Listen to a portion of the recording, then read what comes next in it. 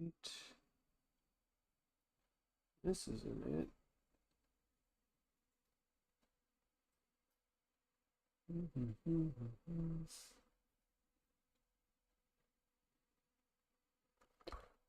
Oh dear. Um,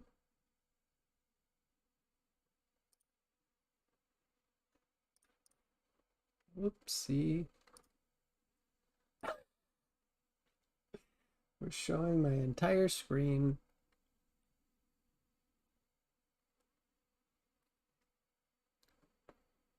I don't think I was showing anything sensitive, so we're good.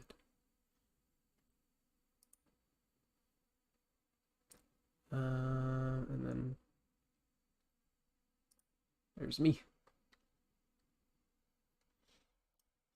Hi, the mind of Lori. How's it going?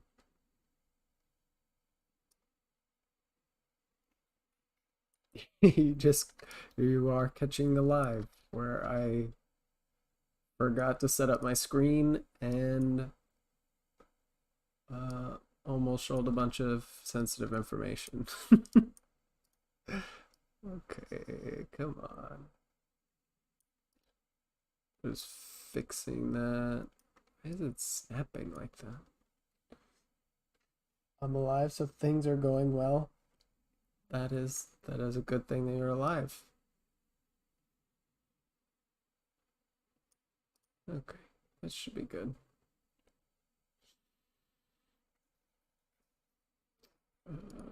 We don't need that.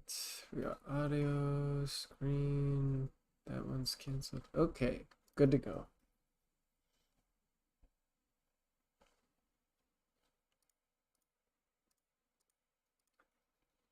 Yeah, I don't think I've seen you in the stream before, so you're catching the first one. Okay, we got our brush and should be good to go.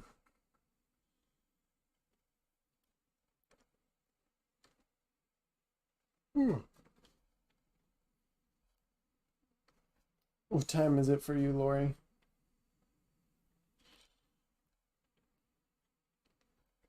Mm-mm.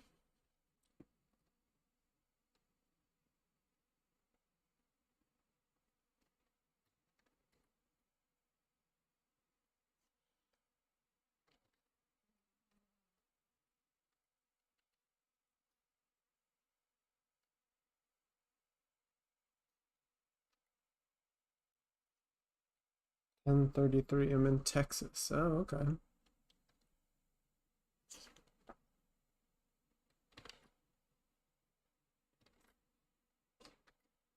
How is it in Texas? It's gonna be cold already, right? Maybe. I'm in California, and it is starting to get cold already.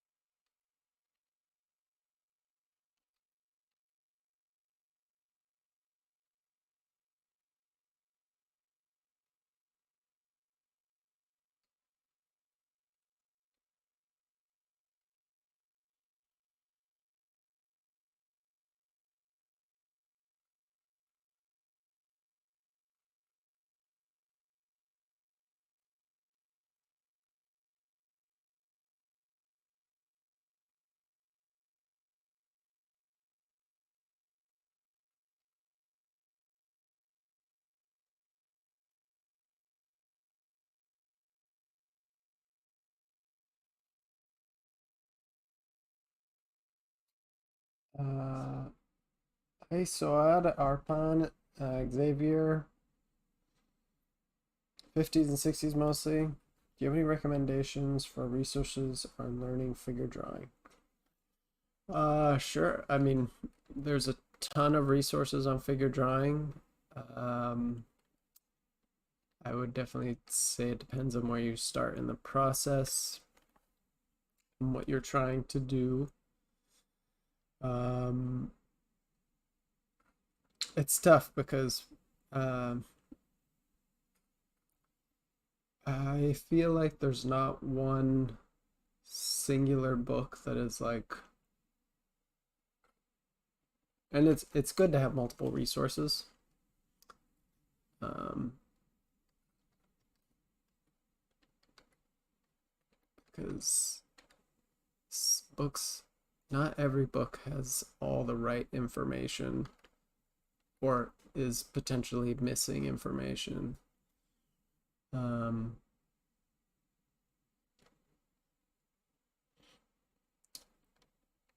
I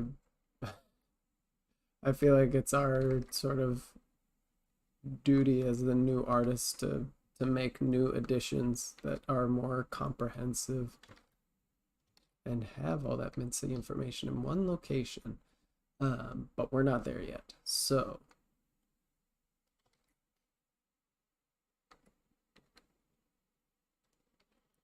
if you're a super beginner, I actually like these new books. I have one right here actually in front of me. Morpho. There's a series of them. They're kind of tiny, but really great informative drawings. There's like six of them. Even goes into clothes, draws chubbier people so you can see how fat goes, it rests on the body, on the bones. Um, I think that is probably your best uh, investment.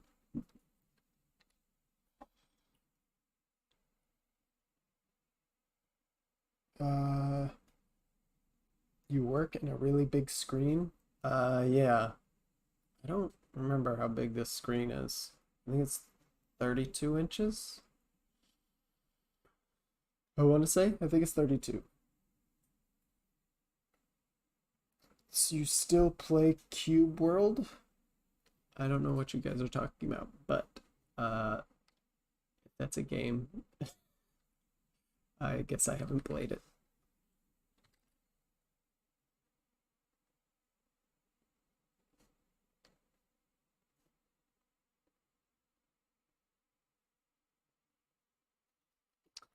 Uh, Another resource I like, Lori, is oh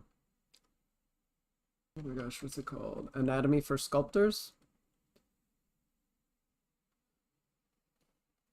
That one always really comes in clutch when I'm not sure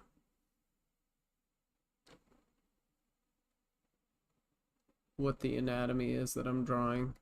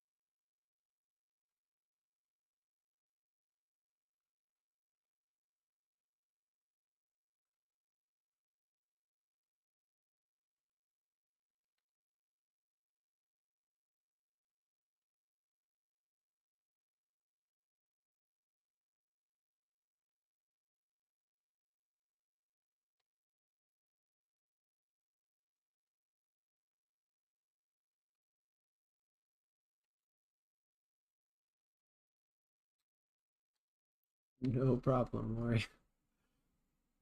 Um, when you get farther into the figure drawing process, you can get, uh, you want to learn how to design the figure. I mean, this is personal preference too, because I just like the way that she designs, but TB Choi's book is really lovely.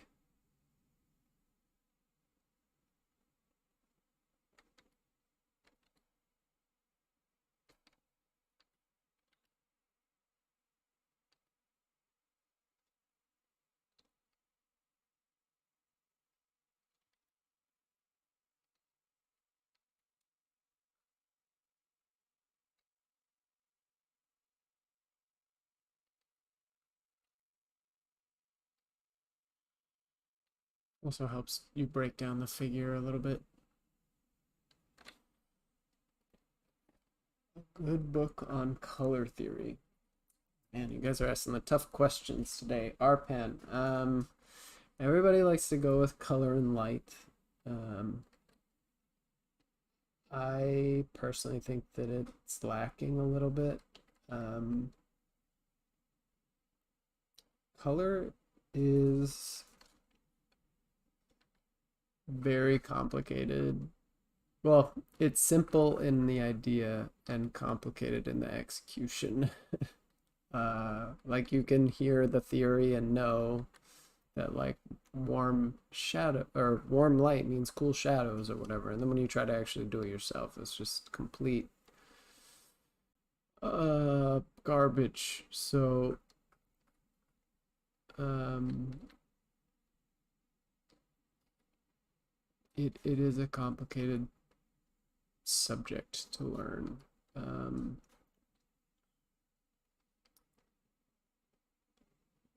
I think the two books that I've gotten the most out of them is Creative Illustration, which is by Andrew Loomis, and Richard Schmidt. What is his book called? Richard Schmidt. His book is called Alla Prima. Right? I think it's Alla Prima 2 now.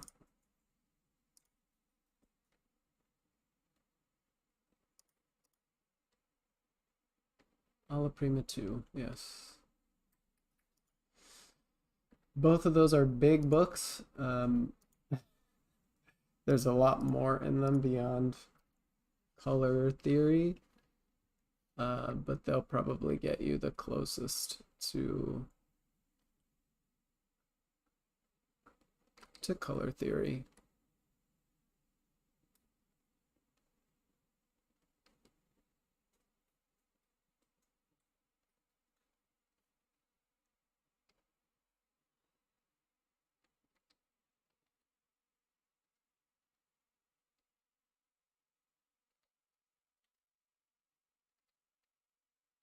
I'd have to read. I've heard good things about insensitive color, also red-green color blindness. Oh wow. Um, yeah, I can imagine that would be a little difficult. I'm not sure what to do about color blindness.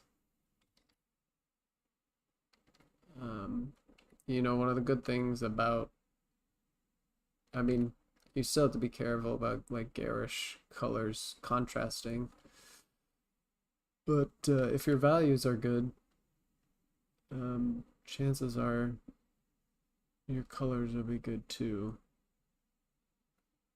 Not always. um, but yeah, I guess that'd be difficult. I'd be curious to know if there are any artists out there, like really successful professional artists that have color blindness and work with color. You know. Hi, Akinsha. How's it going?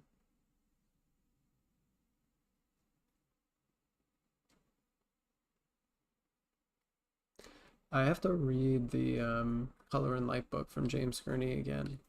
But the thing that I don't like,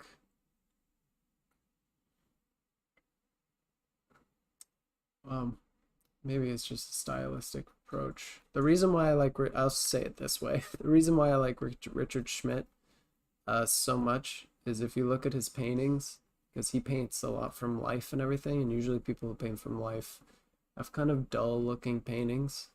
You need to know how to overemphasize things, design things to make them look better.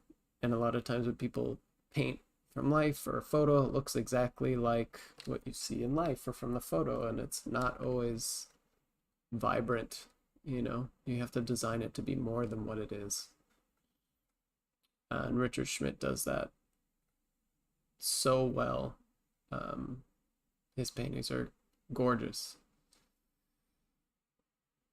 So studying from his theories like makes your paintings better than they would studying from another resource. And creative illustration from Andrew Loomis, although I wouldn't say I'm like super in love with his colors. Um, he was still good with color, but not in the same way that Richard Schmidt is. But his theory behind everything is just so strong. It definitely helped me break through a couple of barriers with color.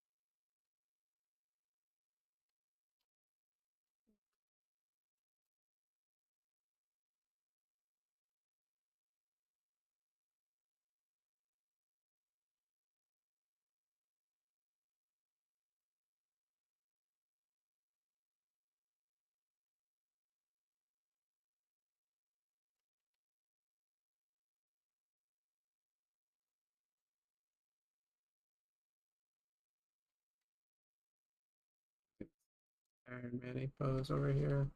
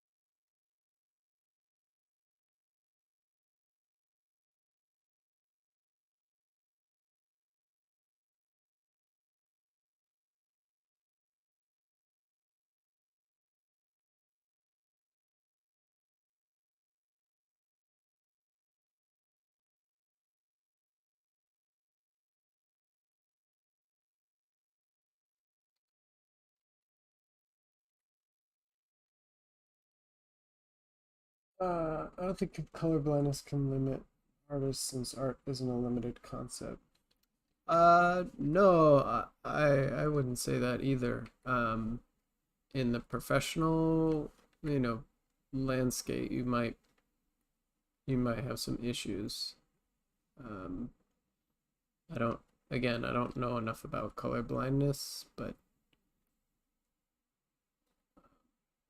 you know, if you're if you're doing art for yourself and you're making your own business, totally cool. I don't know what that looks like in like a studio environment, like how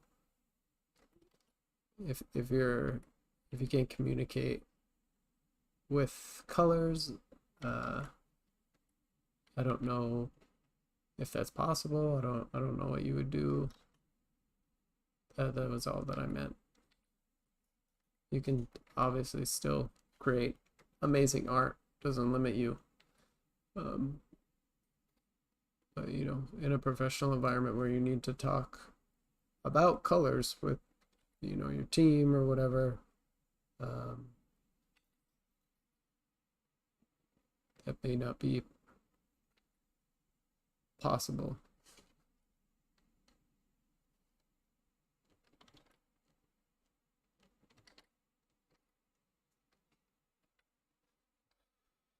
I would definitely be looking to see if there's anybody who's in the industry who's had to deal with that, and contacting them.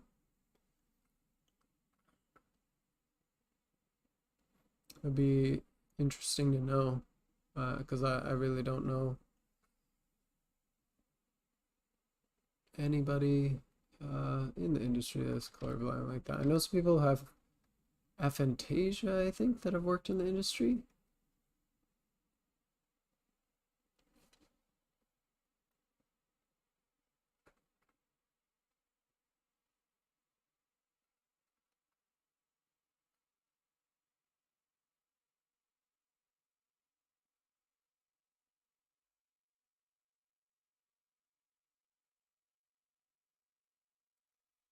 Uh, future in industry would affect me.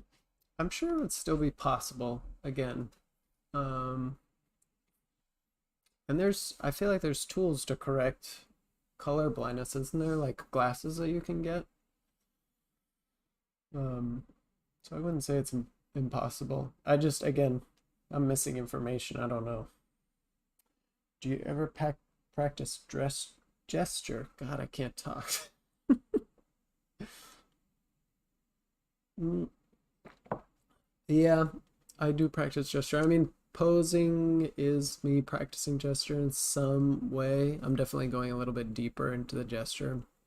I was actually talking the other day because my teacher, let me bring up this really cool piece of reference. Where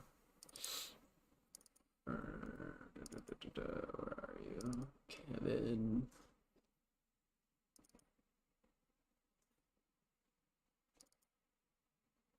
Hopefully it's in here. La, da, da, da.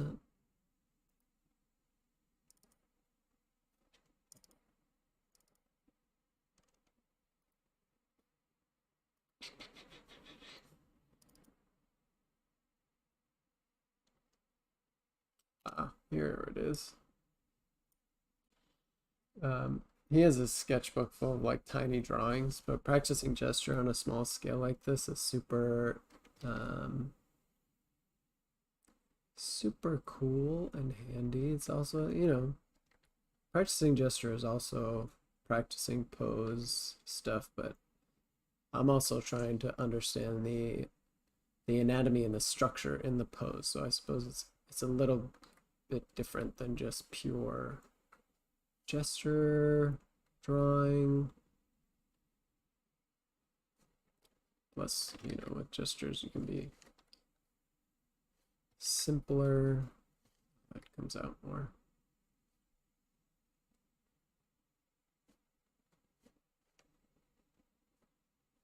Right. That head's a little too big.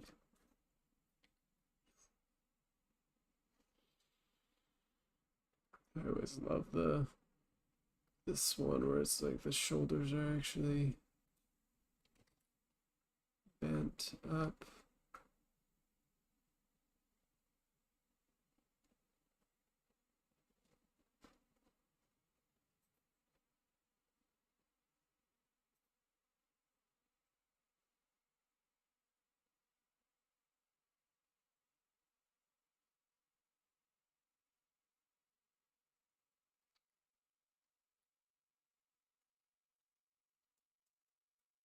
Just make the head a little too big.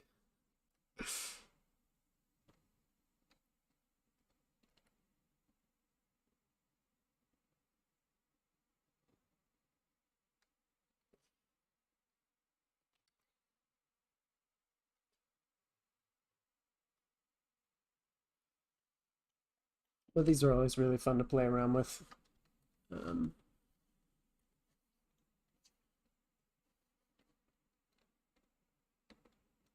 do you know Jin Kim, a South Korean animator, worked for Disney, also had red-green color blindness? South Korean animator. Let me see. Jin Kim, animator.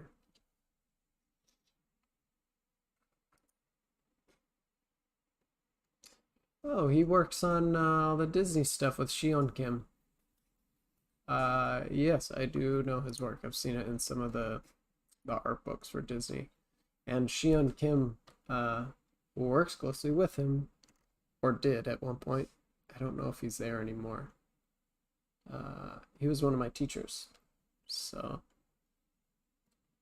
those guys are dope. They're so good. Where can I find that, Drew? You cannot. Those are from my classes. I personally saved a bunch of pictures, and technically, I'm not allowed to share them. I can share them on stream with everybody, but like while you're watching, but I'm not allowed to personally give them away.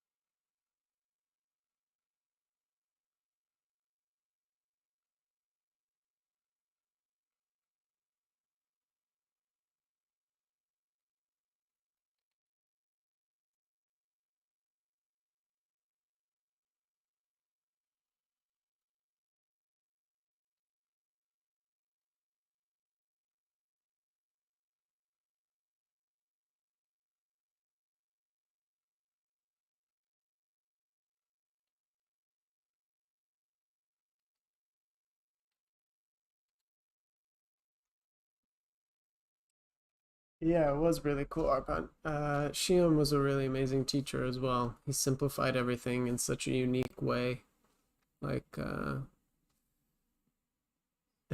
turning the forearm into like a chicken bone. uh, I'm actually sad because I didn't keep the notes from that class. I'm not even sure why. Um, 'Cause I usually kept everything pretty religiously. Um, Actually, if I'm remembering correctly, I don't think he gave us a copy. He just, we were meant to copy it ourselves, and that's probably why I don't have it.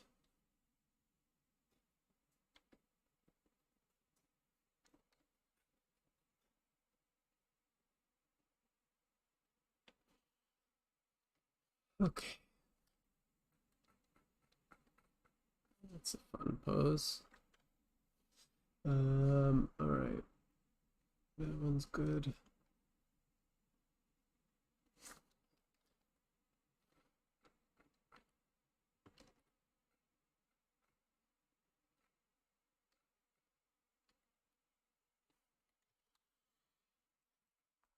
Yeah, Drew, I'm sorry. Hi, Anwa.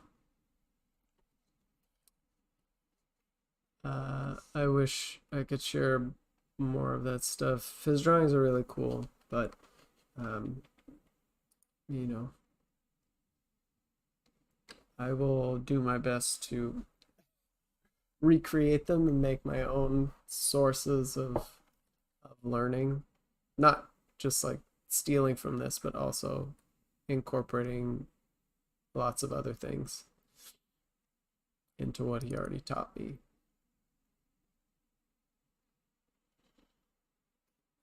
That's what I was saying earlier. Like we kind of as a new generation of artists, I think one of our jobs is to make it so that there's more comprehensive knowledge on uh, things like anatomy and figures and making sure we include everything, gesture. There's always stuff missing, I feel like, from art books. Like you guys asked about art books from for figure drawing and for color theory. And while they do exist, I always feel like they don't satisfy, they don't answer the question. Like I'm never there's a lot of times where I'm not satisfied with the art book by the time I've gone through it. I'm like I feel like I didn't learn what I needed to learn.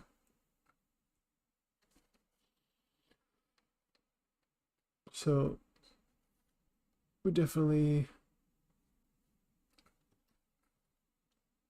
have our work cut out for us.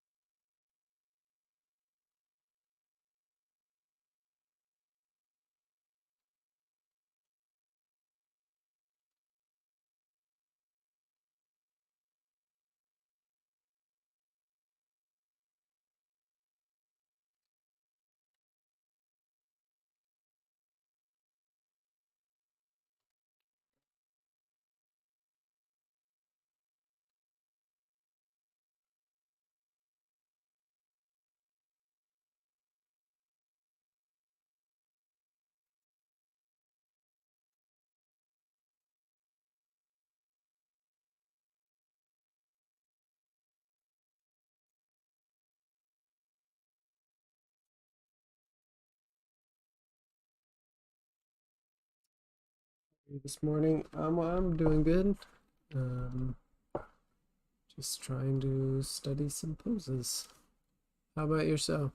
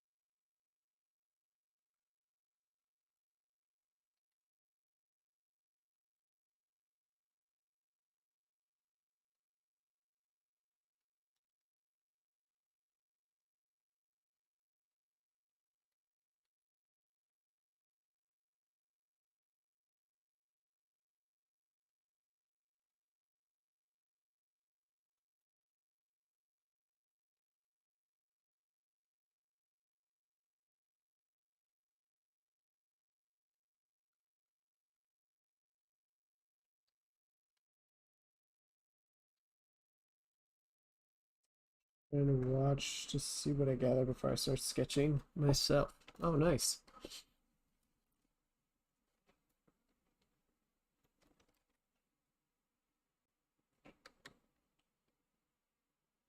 Yeah, you should definitely start sketching yourself.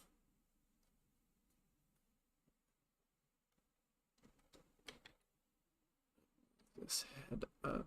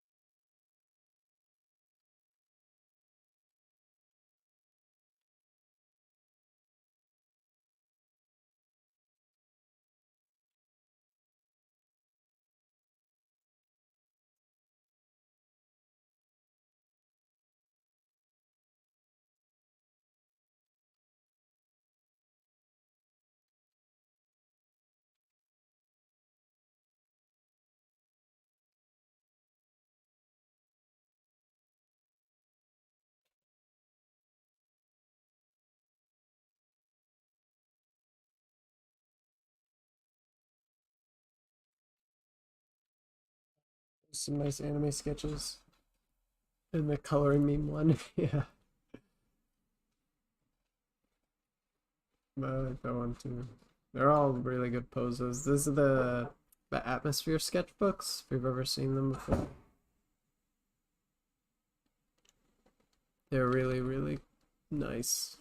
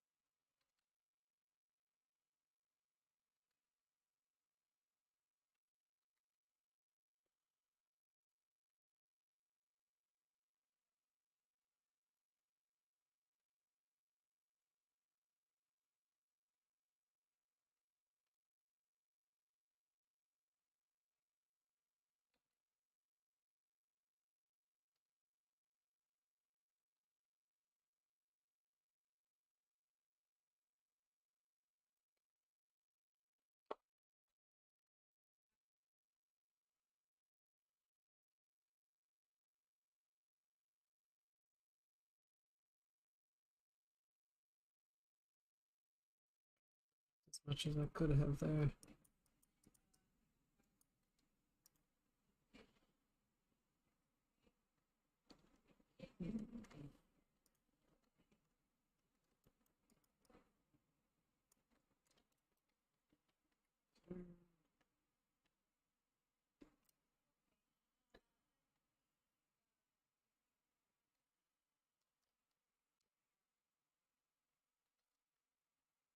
Shoot for this one in the back.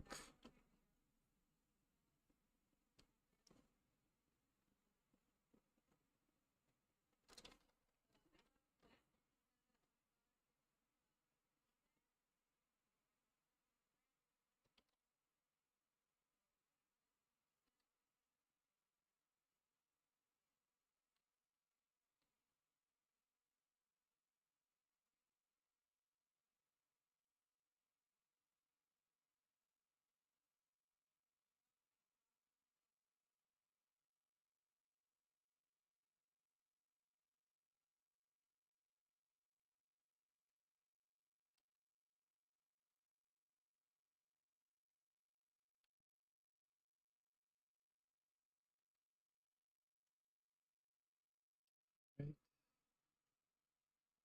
Trying to draw the perspective beforehand and see if sometimes I do that to make sure I can get this correct.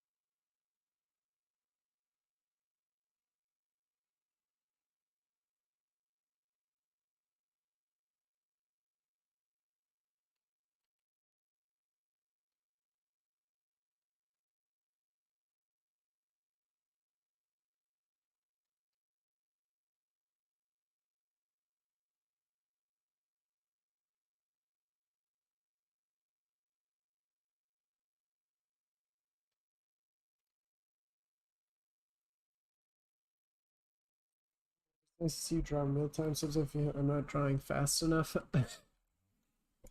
um, I can draw slow and fast. It depends. My teacher used to tell the story about the person he knew that was the fastest person to draw was the slowest. Because essentially what they're saying is a lot of artists draw super fast, right? And they'll draw like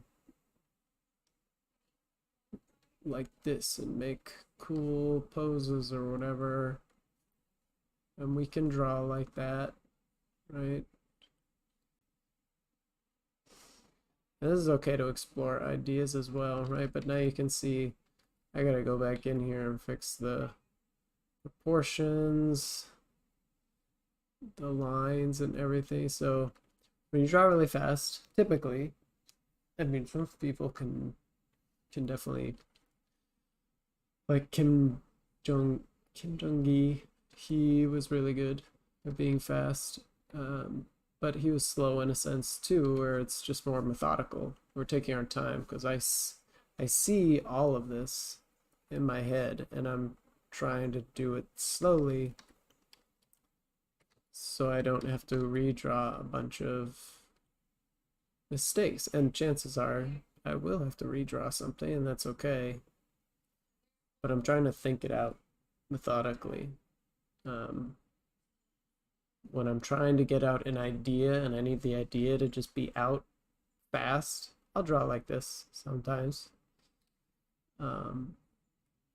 Because sometimes you want to be able to like, yeah, I don't really know what I want to do with this arm, so I'm like, okay, can I see what this looks like really fast? And like, I don't like that, so maybe I want him pushing out like this.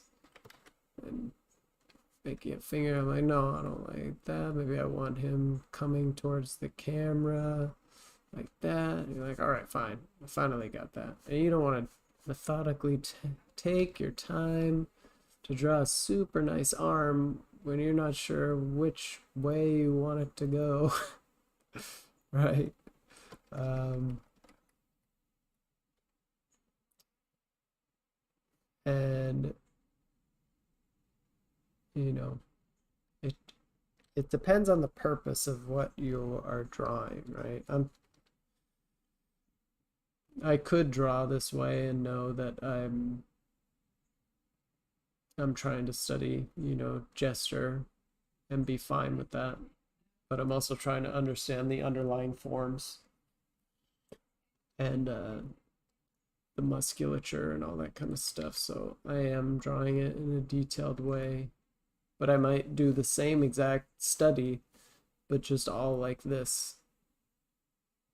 And then maybe later from imagination, or not imagination because I have the tiny ones for reference, but like I'll take this reference away and then I'll try to draw the detailed versions just to like challenge myself or something. So there's just so many different ways that you can study something at different speeds.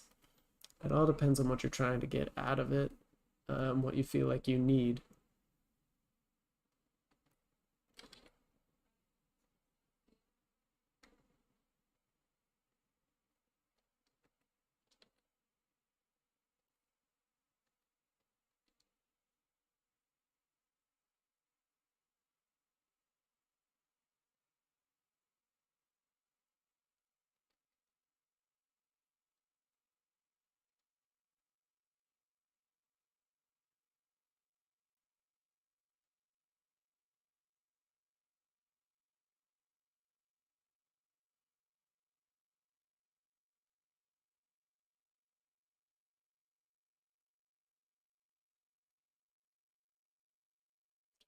Turn you.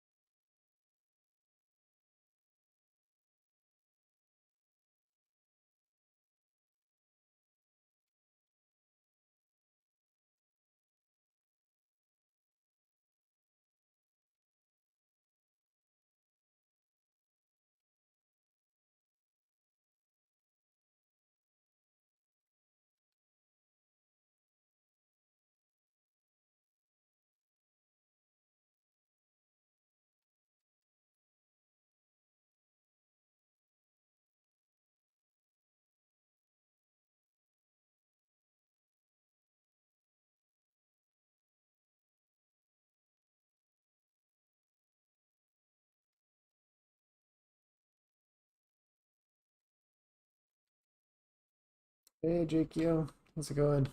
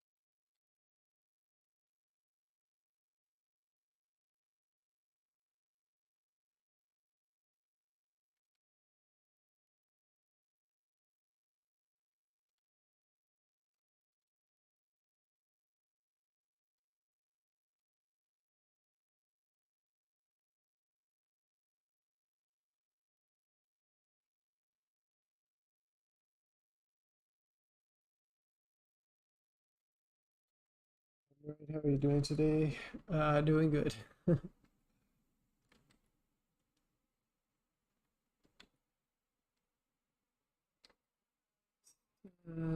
Studying some poses to get better at doing this from imagination.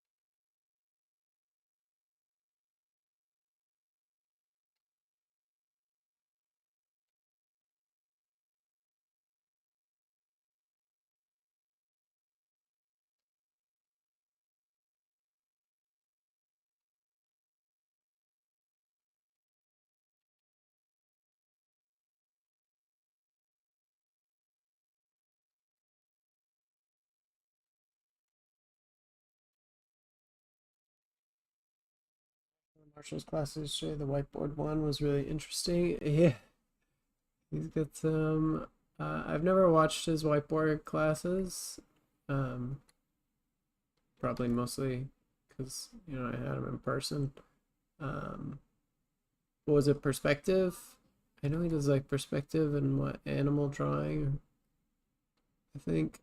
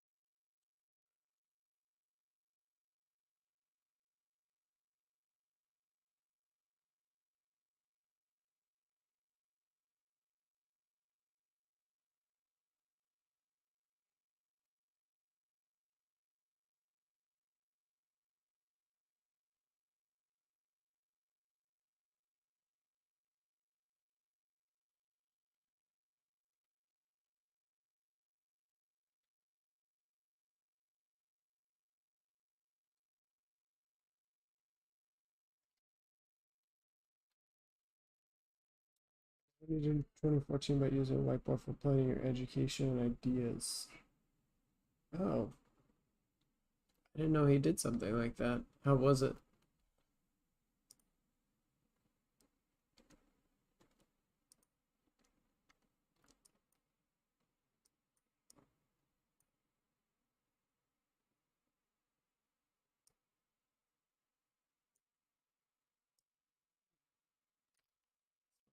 Challenging, but I think I'll do the laying down pose here.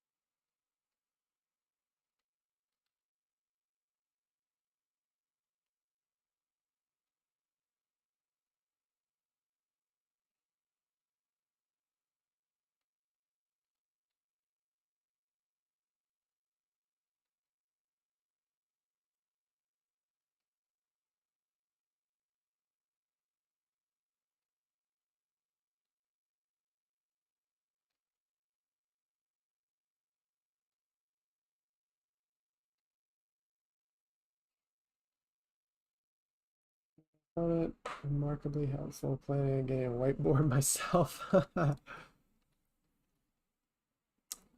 That's not a bad idea. Ooh, my sister's calling. We'll have to call her back.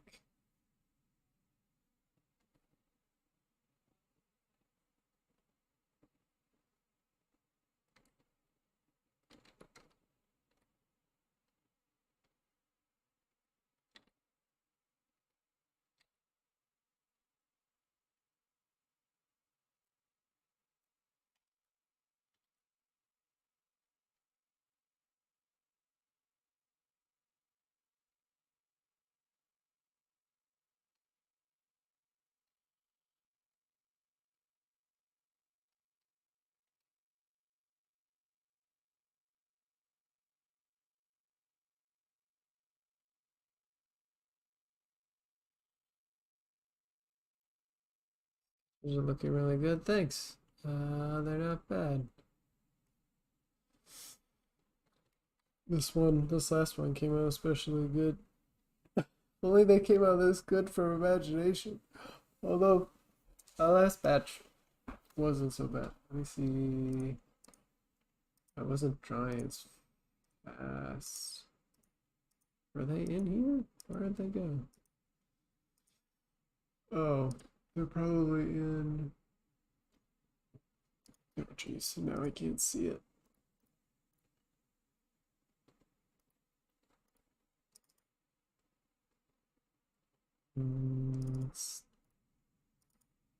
It's in the bleach project stuff. Yeah, I did these yesterday from imagination. Not bad.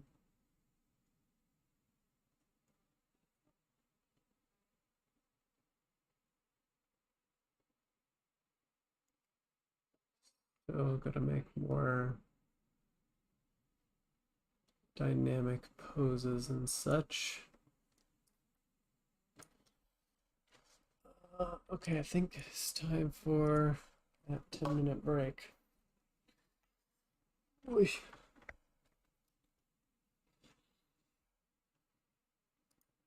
I'll keep going with that.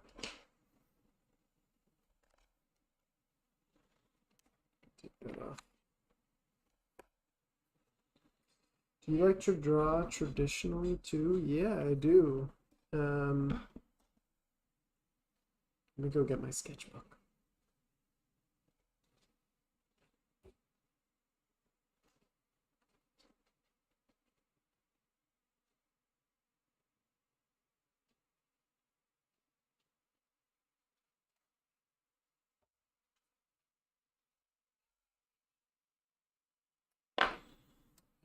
I've seen a lot of these videos these days about getting an ugly sketchbook or whatever. I think that's such a terrible, terrible piece of advice. Just you don't need a pretty sketchbook and an ugly sketchbook. Just draw on your sketchbook. Uh, let's see.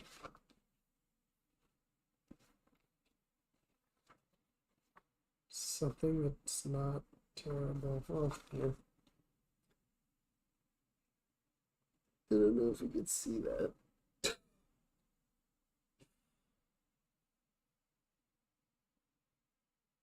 Camera's like not really focusing. Damn. Maybe something darker. I drew this little cartoon version of myself. Oh, myself and my wife.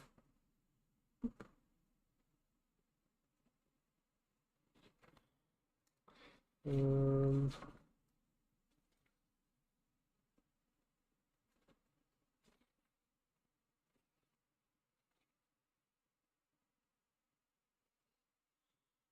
so head, skeleton.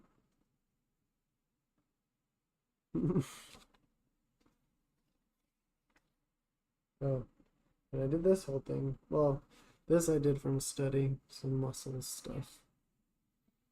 I drew this female from imagination, which came out quite good.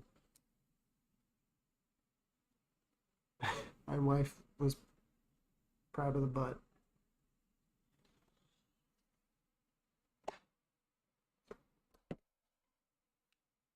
Uh, I'm keeping all my ugly sketchbooks for my daughter's inspiration.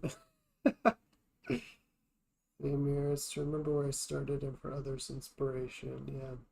It's just it's a very toxic artist mindset thing to do, right? Is to have like a pretty sketchbook and an ugly sketchbook. Like, why? So, what if you have an ugly drawing in your pretty sketchbook and then you just beat yourself up for it?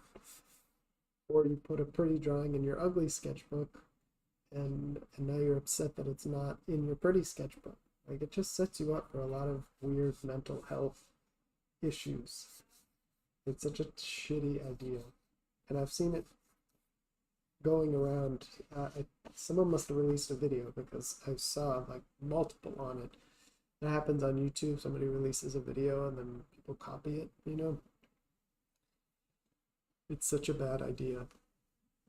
One sketchbook.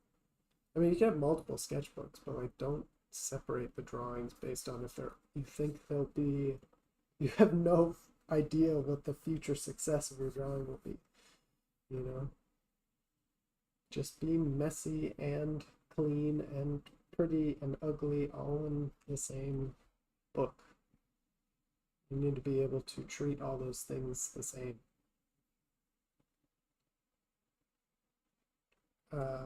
But as far as liking drawing traditionally drew, I personally like drawing digital more than anything. Um, it's faster and more. I just like it. I also, it's non-toxic in a sense because you're not rubbing lead all over your hand and then needed eraser and all that kind of stuff. Uh, you could argue that the plastic on and the dyes from the tablet and stuff are toxic too, but I think it's less so than the lead from a pencil and the material for the erasers and stuff. Um, I still like doing it, and it has a unique quality, but there's just so much you can do with digital um, that it's faster. So theoretically, in your lifetime, you can create more digitally than you can traditionally, and I just like that. I also just like how it looks digital. There's a draw to traditional, and I definitely enjoyed it before. But my goal is to be a digital artist, so I can always draw traditionally if you need to. Like if technology is wiped out or something, you know, the skills are always transferable.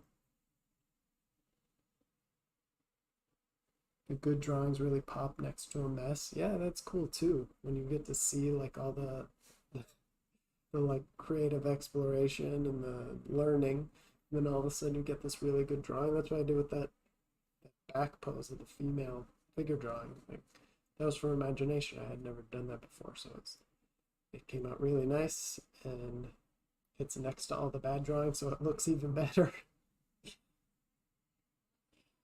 Yeah, I like that. That is cool. Oof. We'll get back into it in like 2 minutes.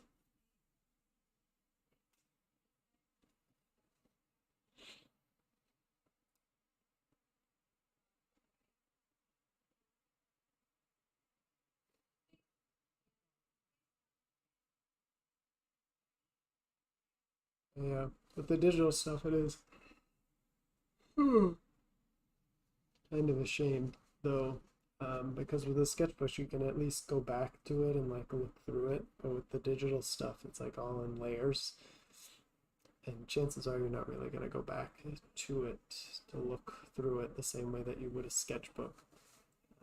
I do have some files that I keep, but I've deleted a lot of stuff too, mostly because there's studies as well. There's no there's no need to keep it other than to see how far you've come. Uh, it's not really yours. It's just studies of other people's stuff. Same with what I'm doing now. Like these are studies, it's other people's stuff, and even though the drawings come out cool, you're trying to eventually create your own works. So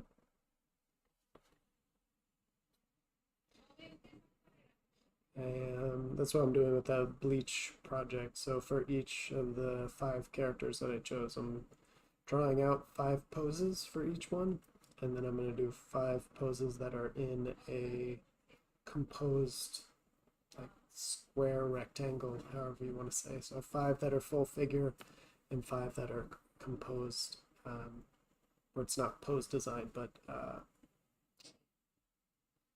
would you separate that? A pose technically can be a composition, I would say, uh, but it's more like a cropped composition, I guess, when it's partial figure. So 5 of those full figures and 5 of the cropped ones, each for each character. And then I have the portraits that I finished. I'm going to do 2 illustrations and a couple other things, and then I'll be done. And I can move on. I think I'm going to alternate like fan art and then personal projects.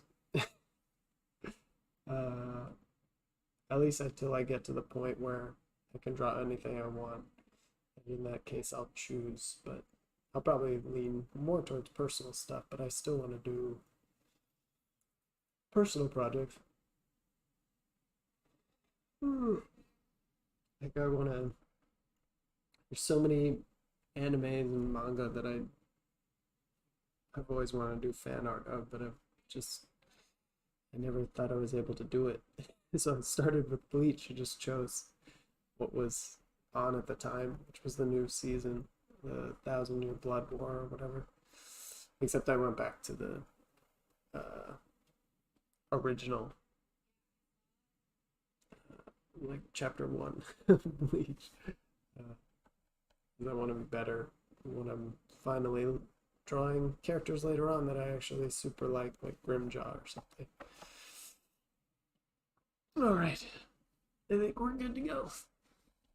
And we won't forget to push the camera down this time.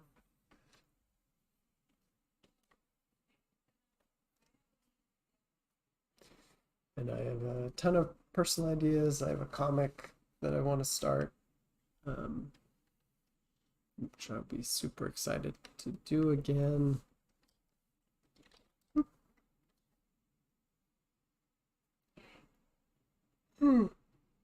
Crazy how much depth there is to learning drawing once you really get into it. Oh yeah. It's really, it is pretty crazy. And you don't know how deep it goes until you take the time to actually study it.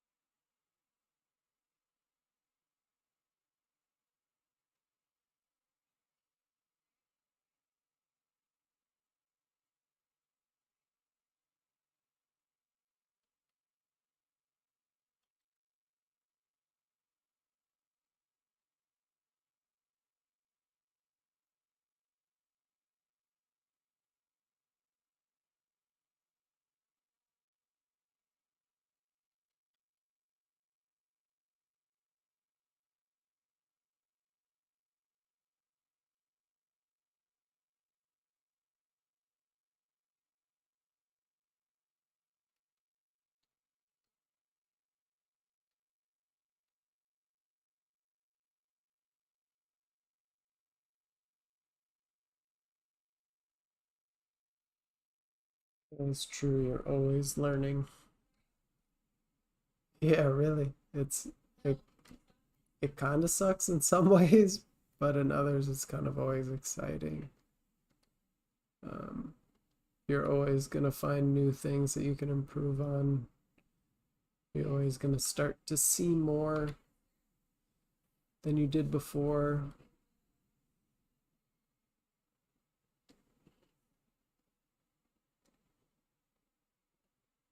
Like it can be frustrating, but it's also kind of beautiful in that sense.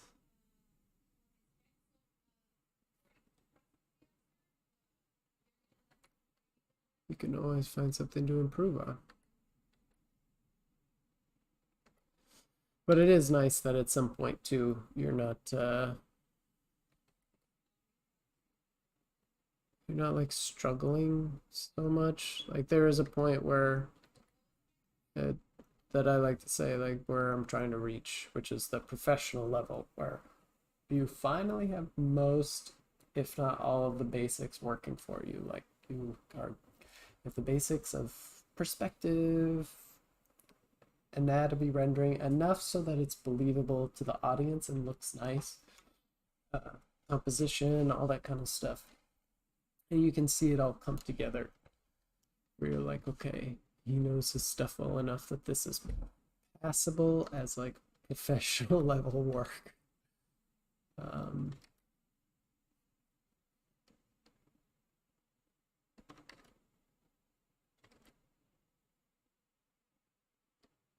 so I'm excited to get there, but it is true, kind of what you're saying, Drew, that the I feel like the closer I say that I get to this like imaginary, your beginner,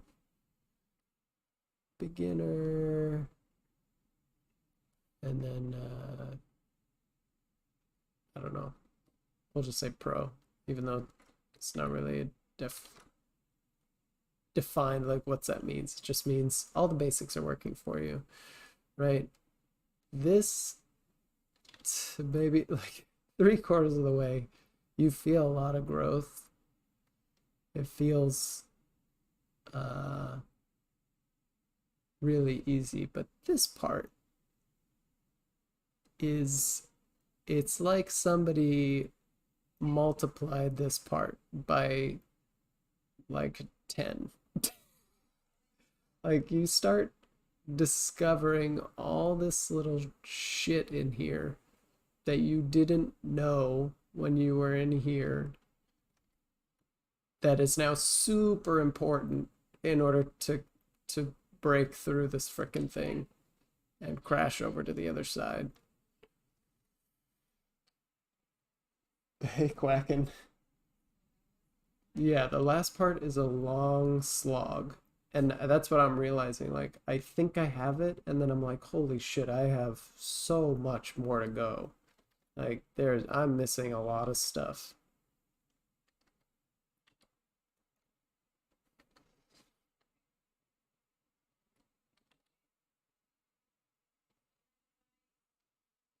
And that's when I think people realize and start to hopefully, and I'm getting appreciation for it, is realizing that there's a lot more to it than I thought.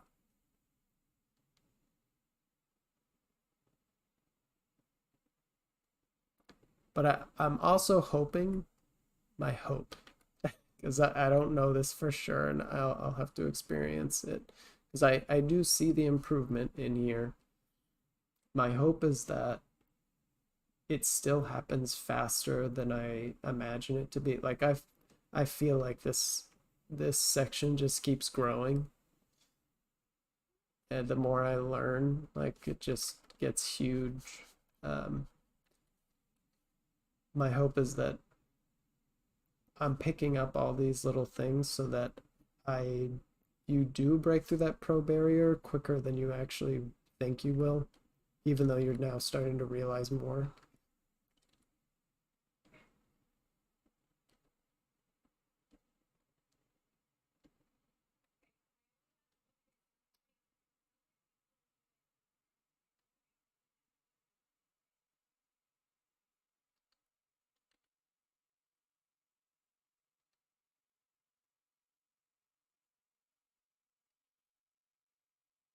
I tried applying for a consulate art job a couple times, and only recently they started picking up on that stretch you mentioned. While you were in the job quacking, or did you find out that you felt like you weren't getting the job because you still needed to learn more?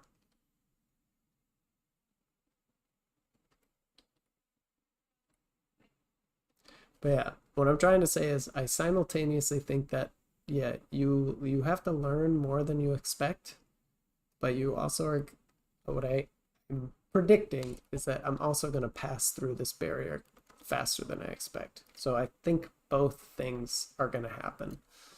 Um, and then, of course, I feel like there's going to be a period after I hit this pro stage where I can create pro level pieces here. Like all of them will be good, but it's going to take more time and effort than like a seasoned professional because I'll still suck at so many things that these are going to take um, real effort to make really good, more so than I would expect. So I think this barrier is going to be broken faster than I think, but I think each piece is going to be I'm going to have to work for it. And then at a certain point out here, we were like seasoned pro is where things start to become a little bit simpler. You you know how to you've practiced how to think through ideas, so you know how to think, you know how to design, you know the fundamentals to such a degree that you don't have to go back and like study them, which you might have to do here. um, that's what I think is going to happen. Still something missing from our artwork from actually pro stage. Um, you're welcome to send your art to me, Quack, and Jakio did it through Instagram. If you want some help identifying what you think you're lacking.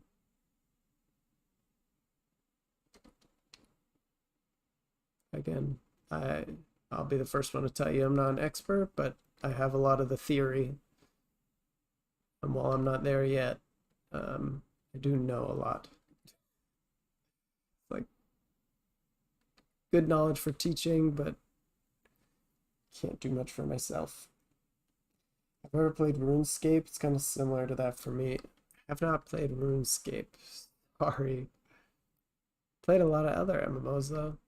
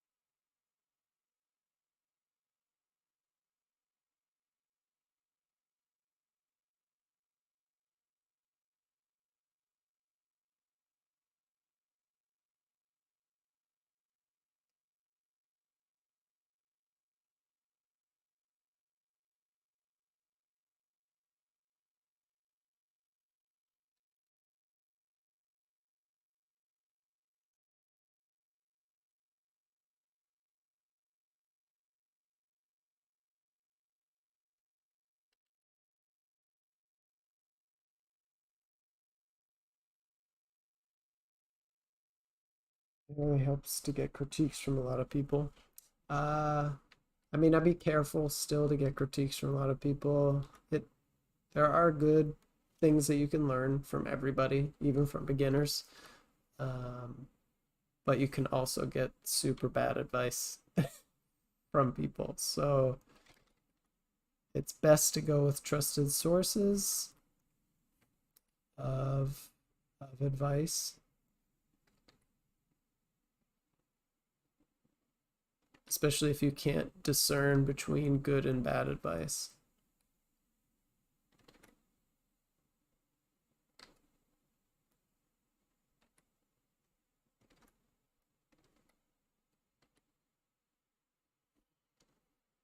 You did pretty good on this.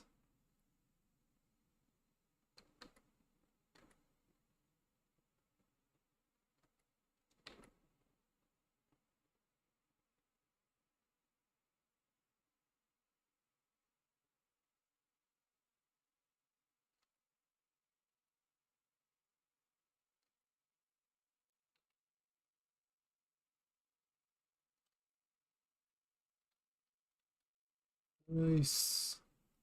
This came out good.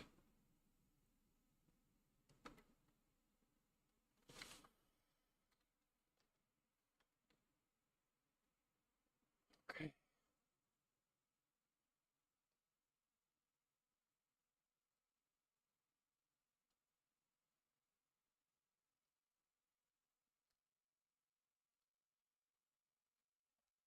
Been solo for the longest time. I'm my own worst critic.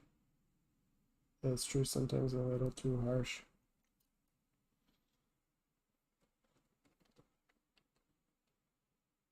Uh, yeah, being solo is tough. I mean, you definitely learn faster when you have a good teacher because, I mean, it should be fairly obvious, right? If you have somebody that can. Sorry, I'm trying to see if I want to draw that. It looks Intuos Pro.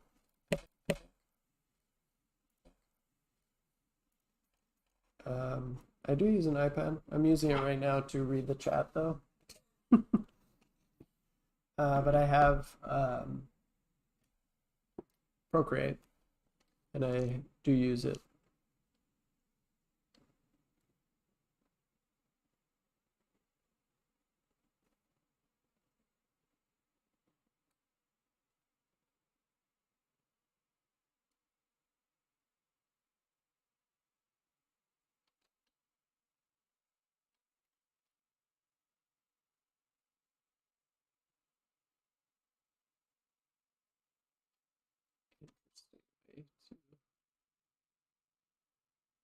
Like that.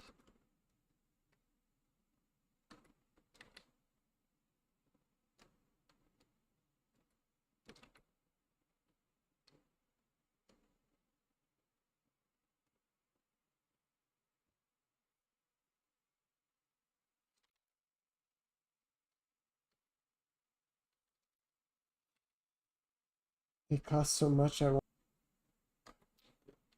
And I also have found that I'm increasingly less comfortable when my hand is drawing on top of uh, And my hand is literally on top of what I'm drawing, so I can't see it. Um, I'm used to both now, but I,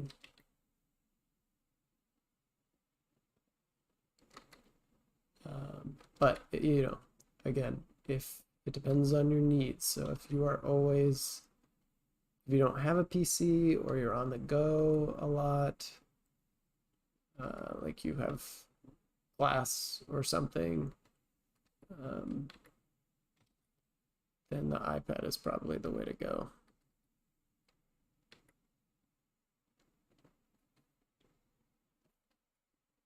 So yeah, it really depends on your needs.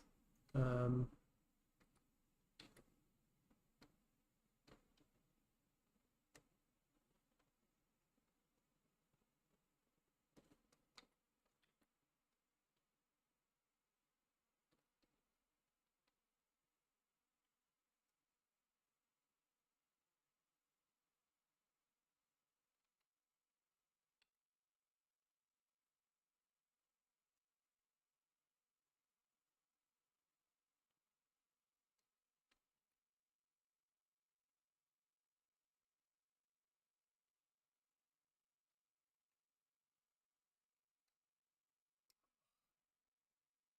deep or shortening is tough.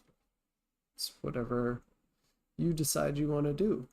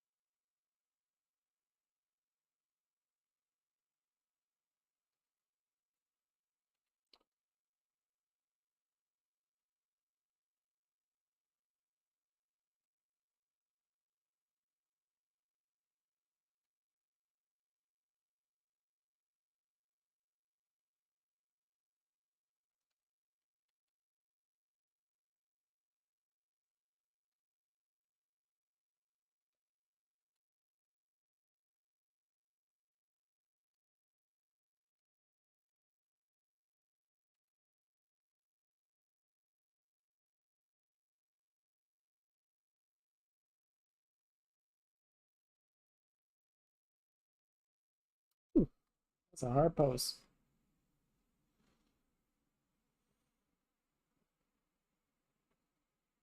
Oh dear. Okay, lots of comments. Hang on. I think at this point I move around too much. I'll consider stylus pen for my iPad. Have you tried using it as apps that let you use your iPad like a Cintiq dual screen or something? Yes, but there is a delay, and it's too noticeable to use. I mean, I had the tablet, so it's fine, but I have tried it, um, and I have a nice PC. It maybe the software has gotten better since then, so I don't know for sure, but when I tried it, it sucked because the delay was super noticeable and very uncomfortable.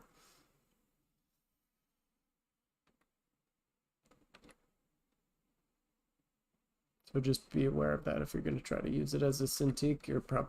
That's probably not going to happen.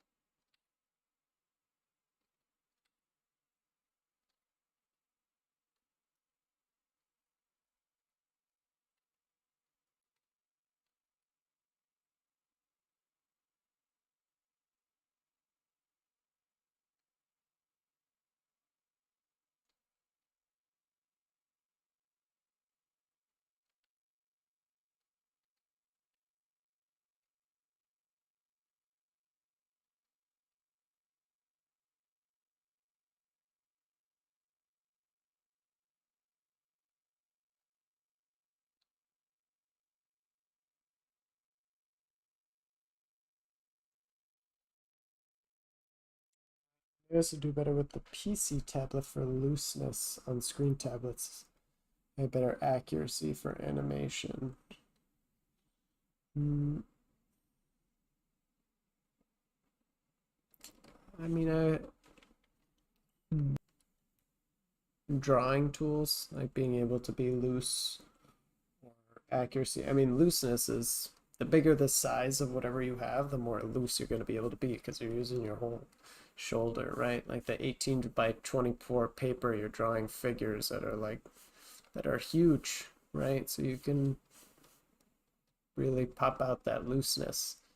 Um, but as far as accuracy, that this doesn't matter. You can be accurate, um,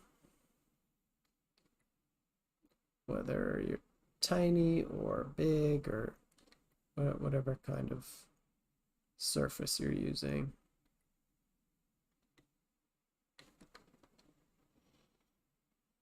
For you specifically. Oh, okay.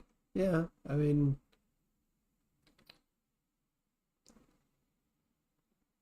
you go with what you're comfortable with.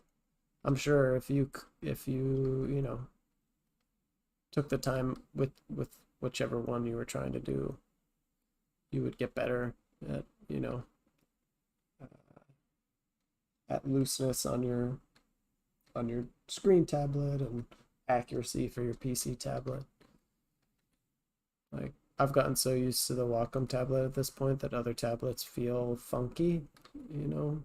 Um, so I don't like them, but it more than likely has nothing to do with the tablet itself, right? It's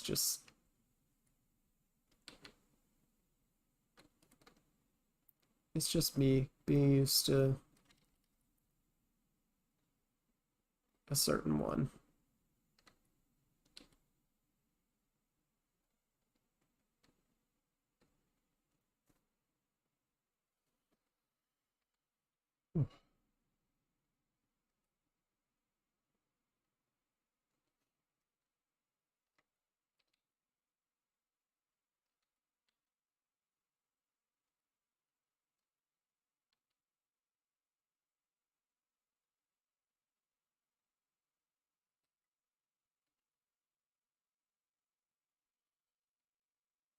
Trying to get strong on both. Yeah, you will definitely get there. I can tell that I'm like a little bit weaker when it comes to screen tablets or drawing on my sketchbook, because of the difference in how these work, right? Like when I make a line on this tablet, when I make a tiny line on this tablet, it's like this, no, not that big, like that big, I would say, on the screen. And then with screen tablets or drawing traditionally, obviously, you draw a line that big, you're going to get a line that big. It's completely one to one. So you're, I'm training a lot more of like my wrist with this muscles and with this, or like, I shouldn't say my wrist. I'm training a lot more tiny movements, right? And this is a lot more bigger movements. Not really that much bigger, but you get the gist. But if you do both, you'll be better than if you just did one or the other, right? Screwed down trying to be perfect on the computer shop, feeling it out. I need both for both. Yeah, so I mentioned this last time actually. I don't remember what we were talking about, but there's this study um, where this group had to practice um, throwing these. It's like that throwing beanbag into the hole type of game. One group had to throw. I don't remember the exact distances, so bear with me. But there was one group where they had to throw the ball in the hole, and it was 10 feet away. This was the goal. So this is what they were all going to be tested on. There was one group that only practiced that exact distance, and there was another group that practiced only 3 feet and like 12 feet or something like that, right? And then once these two groups were done, they were tested on the 10-foot one. Now, if you were to guess which group, group A did better or B did better on this test, it was group B. And the reason why is because they got used to changing their strength to actually hit this mark, even though they never practiced at that exact distance. And this group only practiced one way of doing things. And it showed that beating your head against this one thing instead of doing just a small variety is not as good. So that's why when I study cornhole, is that the name of this game? So that's why, like with the tablets, for instance, right? I'm telling you, you make a small mark, you get a different line, and with the screen tablets, you get 1-to-1, right? So if you practice both of these, you're gonna get good. You're gonna get better at both versus just doing one. Then you're gonna, anytime you have to draw anything other than this size, you're gonna be weaker. Whereas doing both will let you learn that muscle memory of having to adjust how you make those lines and everything. You'll be able to draw big, big and small. So, lovely science lesson.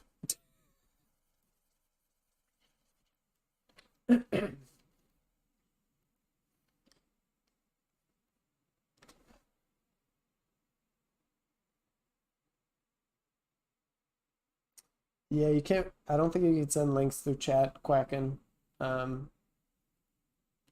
If you want to send something to me or to Jakio in that case, if you have Instagram, it's usually easy to send stuff.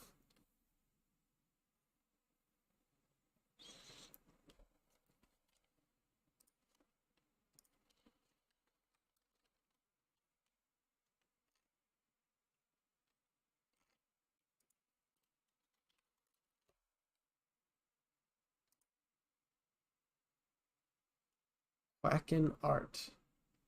Are you Matthew Lee?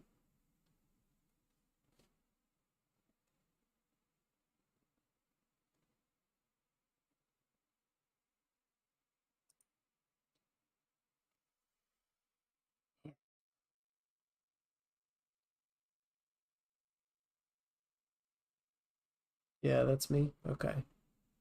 Well, we can do a.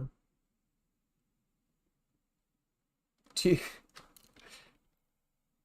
you want me to tell you privately what you should work on, or would you like me? Is it okay to do it on stream, Quacken? I don't want to put you on the spot or anything if you're uncomfortable.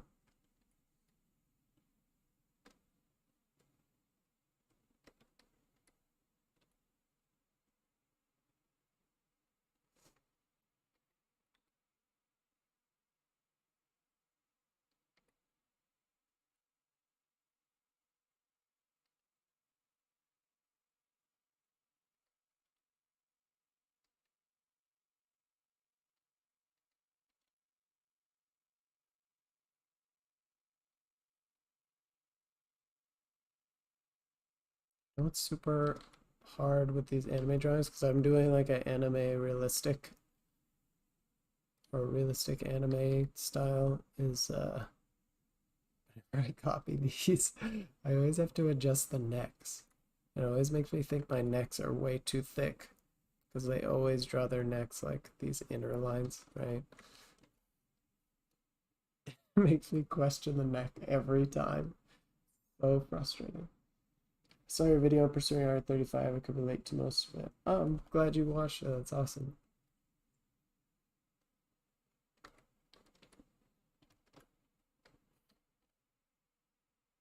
Alright, so she's turning ever so slightly back.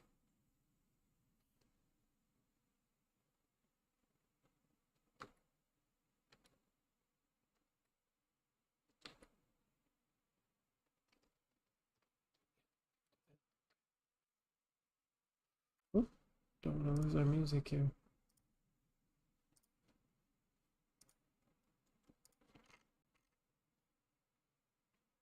Did we lose our music? Where'd it go? There we go. Okay, after this drawing quacking, I will check it out. I already have a few notes, but I want my full attention. Um, I won't be able to do that while I'm drawing, so.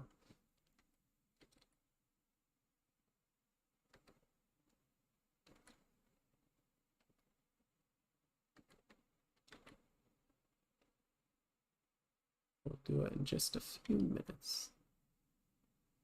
This pose should be relatively simple. Although some of the simplest poses can be the most deceptive.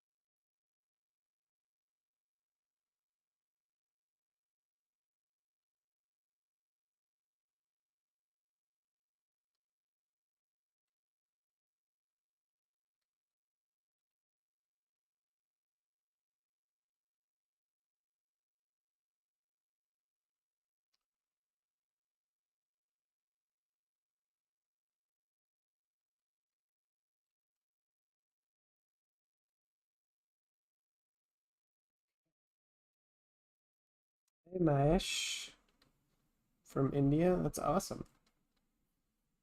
Welcome to the stream.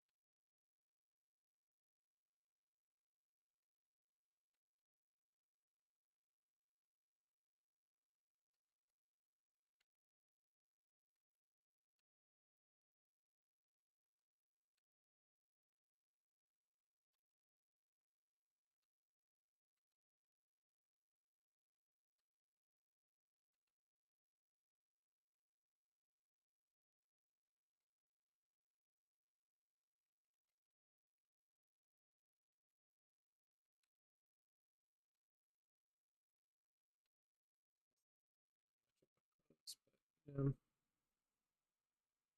it is slightly.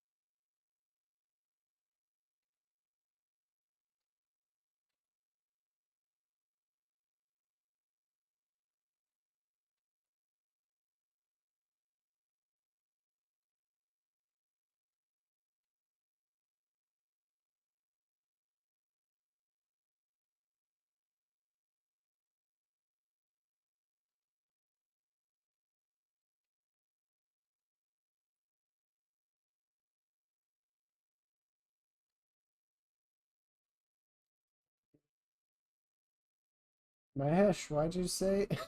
Why'd you redact your message? It said hi. There's nothing wrong with saying hi.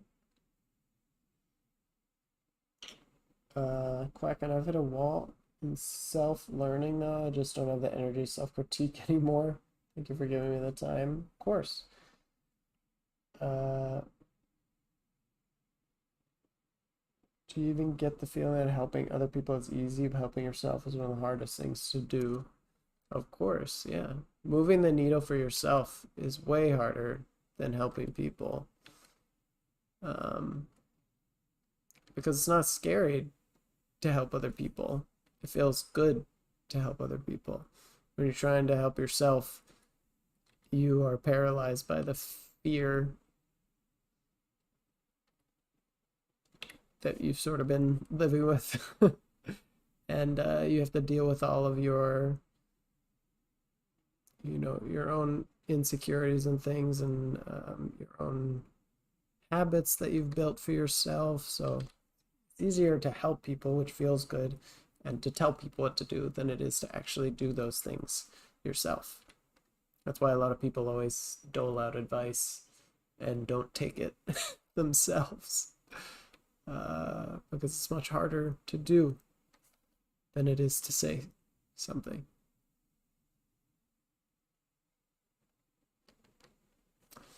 Yeah, we're just gonna go with that. Um, kind of cool that Zephyr's skills are awesome, but seem to improve fast as hell. Respect. Bro, honestly, I I said this in the video that I just came up with, what I draw in a week. It surprises me how much faster my skills are improving with just consistency. Like, it's only 2 hours a day. Sometimes I don't even get that. And it's just literally being consistent. And I can feel the needle moving. I can see it too sometimes. Um, so it is really just about consistency. Okay, Quacking. I think we are good here, guys. I might do one more after I look at Quacken's work.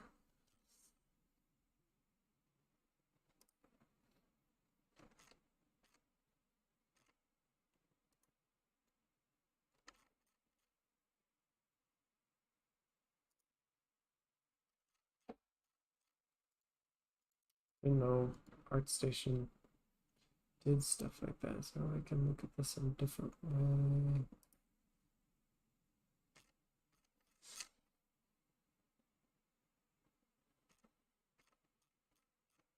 Okay. Well, first thing I can tell you, I mean, you're doing a good job. We were trying to learn to design and make original characters and everything like that. Um, I I definitely don't think that you're ready for um, you said you were applying to concept art jobs, and I don't think I would be doing that just yet. Um, the biggest thing to me is that you um, or the I think the thing that probably needs to be most improved upon is your rendering skill. I mean, there's a lot of things here, but your rendering is fuzzy is the best way I could describe it, I guess. Um, and so some like I actually like the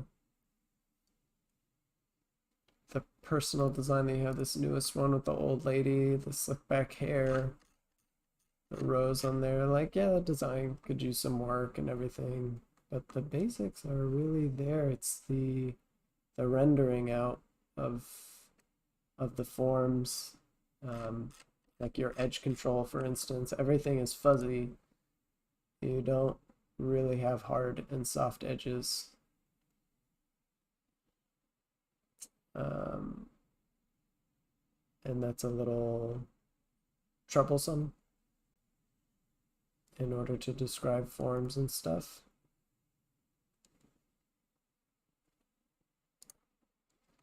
You're still fighting in the middle ground that I'm in. And arguably you've done more personal designs, so you're ahead of me in that respect.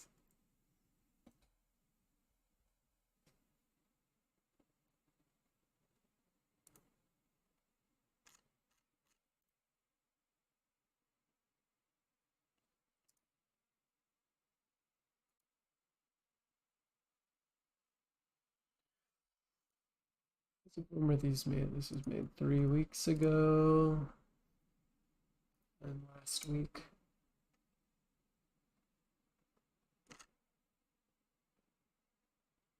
Yeah, I mean, you even got basic folds and clothes and stuff, and it looks like your design exploration in the flame characters really, honestly, it's fucking gorgeous, dude. The character exploration is I want to say so much sexier than um, the finished product. Uh, and it's not that the finished product is necessarily that bad. Not the You're struggling a little bit with the facial structure and the head structure, especially on that flame looking version of her. But the designs are strong, dude.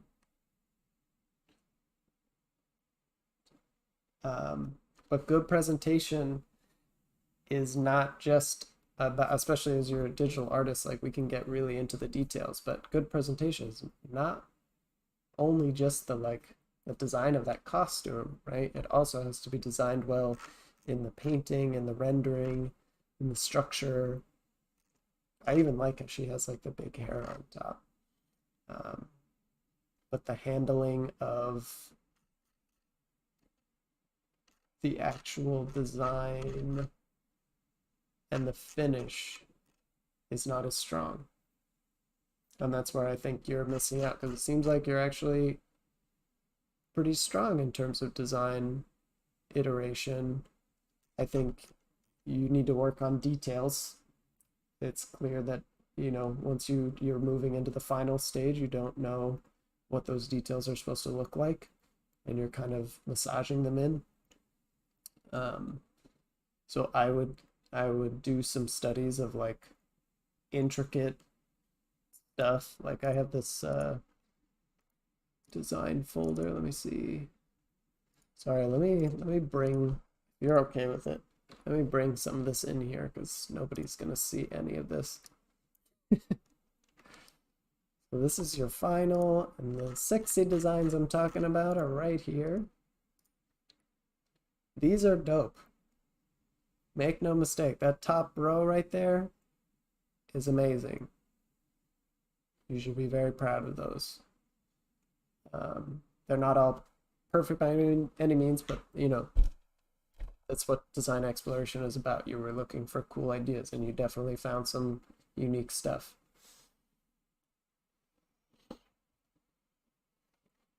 But what I'm trying to say is that your finish is lacking, and I can see that in. And I'll post this other one too. In oh god, what did I just do? Control T. Oh, that's why. Not a terrible design, but the presentation you gave me, you know, or you're giving to the viewer, is just very fuzzy.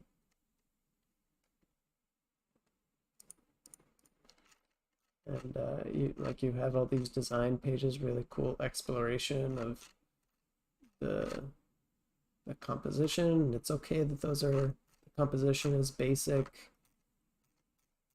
as long as it serves its purpose.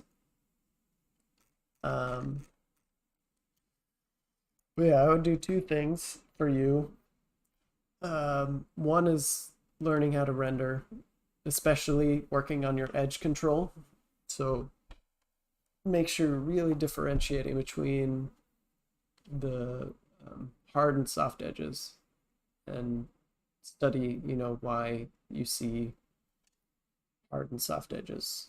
Soft edges are, let's do that over here real quick. This is what you're missing.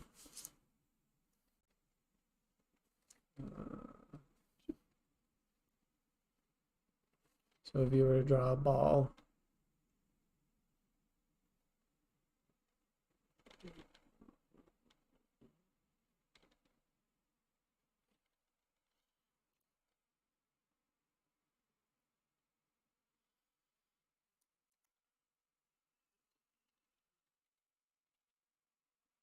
I think the watercolor brush will do this, hopefully. See, I have a problem doing the same thing, by the way.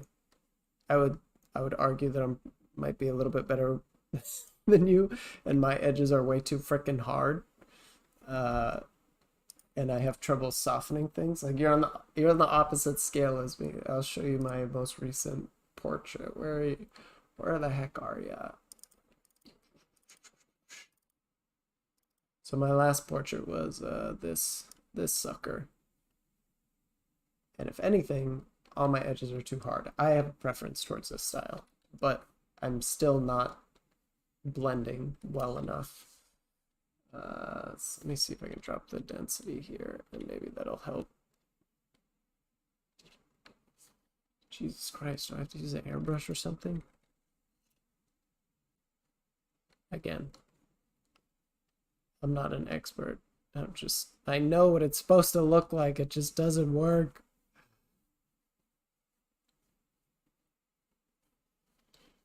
So your cast shadows are hard edges. And your form shadows are typically soft edges. Yeah, I have a preference towards this style, but again, there still needs to be a slight differentiation between my edges, and it's not. I can't figure out how to friggin' blend. It's so irritating. Honestly, it's definitely like one of the things that's holding me back from getting good at painting. We'll figure it out, but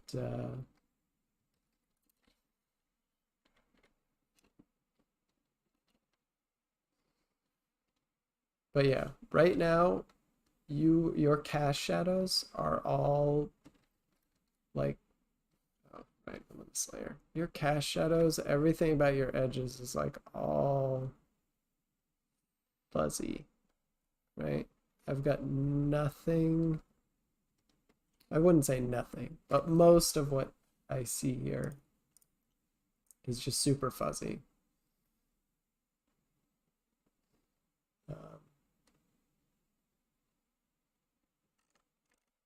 And then when it comes to, like we said, the details here, it's like you're kind of massage them in like you didn't really know what they were. Which is okay to suggest detail. But in this case, the suggestion of detail on the hair, it worked pretty well. Again, you've got the same problem with the fuzziness. But the bands look nice. And I would argue that maybe her headpiece looks pretty good. I'm starting to lose you on the... I don't understand what this is. The ropes here. And you did a decent job on the feathery stuff here.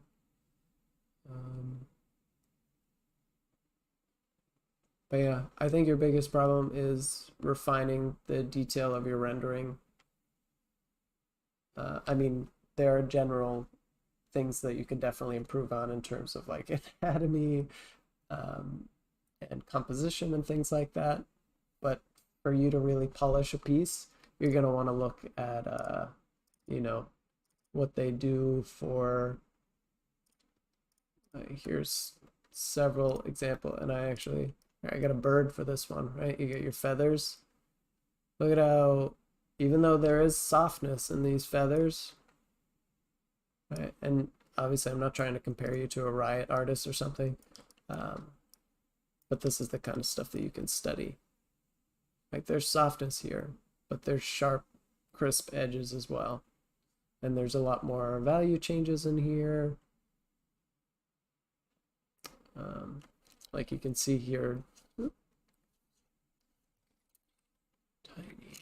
There's a lot of like crispy edges, and it contrasts with this nice like softness in here, and then there's sharpness in here that you can see, and that contrast, you can see it like there's like this sharp shadow in there, and then this soft blend of the feather. So playing around with the edge control is really nice. I would study, have a picture of some sort of like riot thing. Like look at those details on that in comparison to yours, right?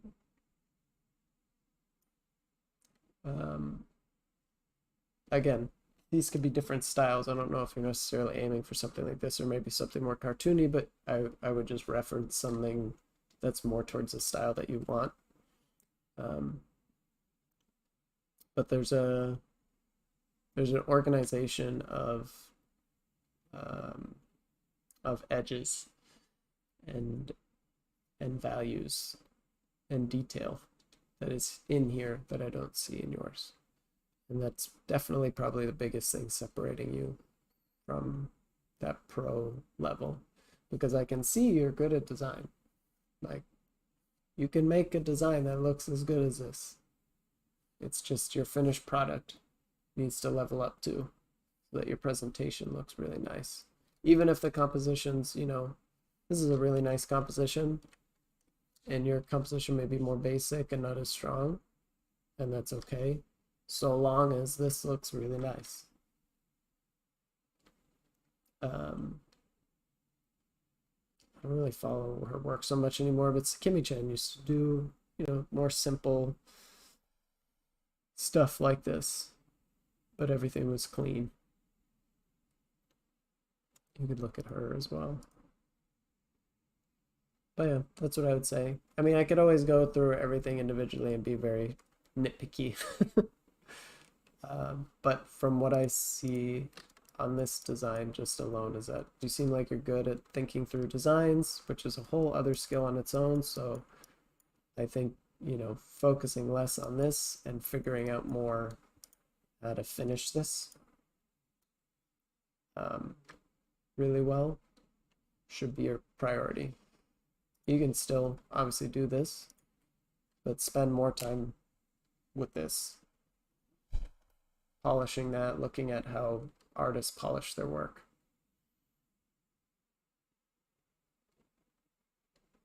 Maybe the next painting that you do could be, it seems like you're using like a soft brush, like maybe use a hard brush next time you do your painting.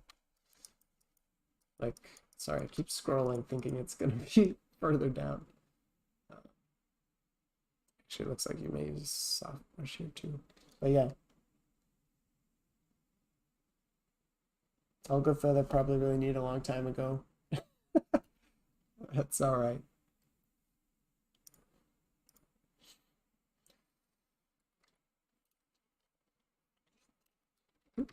Um,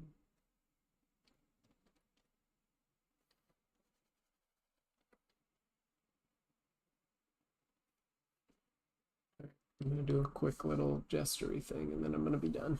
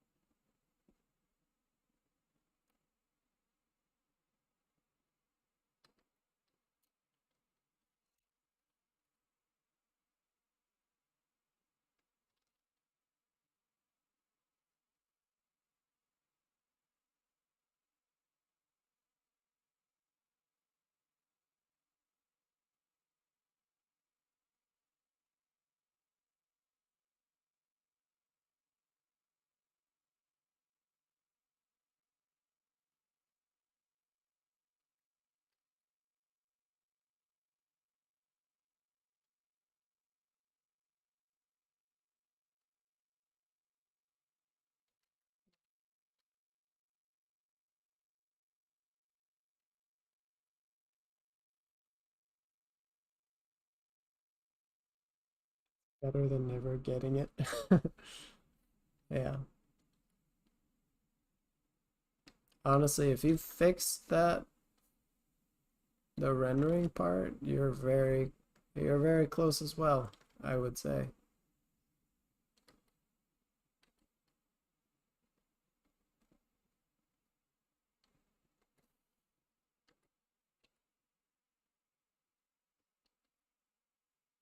Um, Again, being close is a relative term because you're gonna find that you need to study a lot more stuff as you do it. Like you're gonna tighten up your anatomy and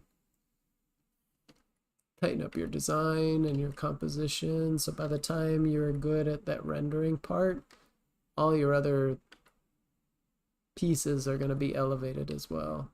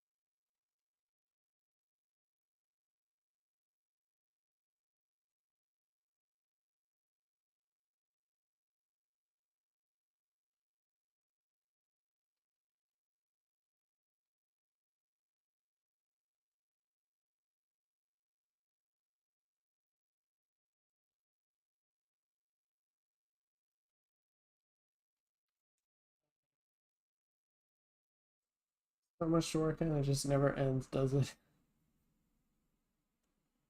The name I was kind of expecting a duck in the portfolio. General Quackington.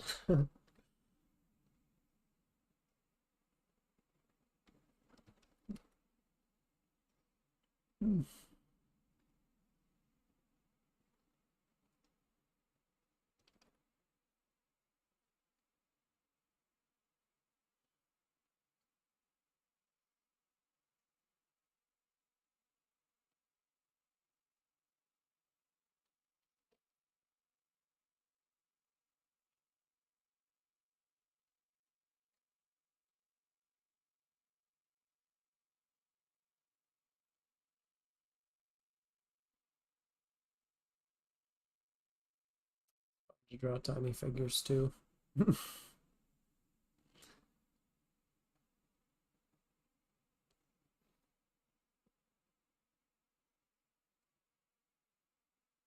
Okay.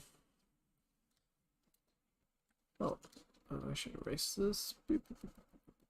But we did a good amount of drawings, I would say.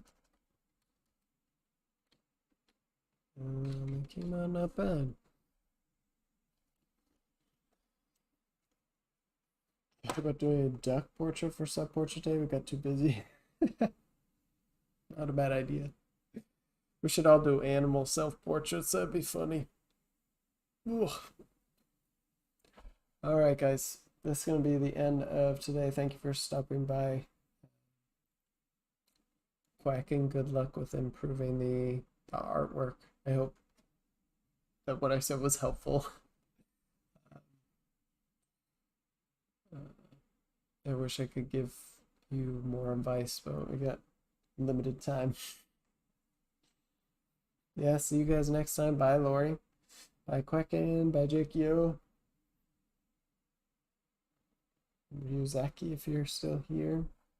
Yeah, I'll be back on tomorrow, same time, 8:30. So I'll see you guys then.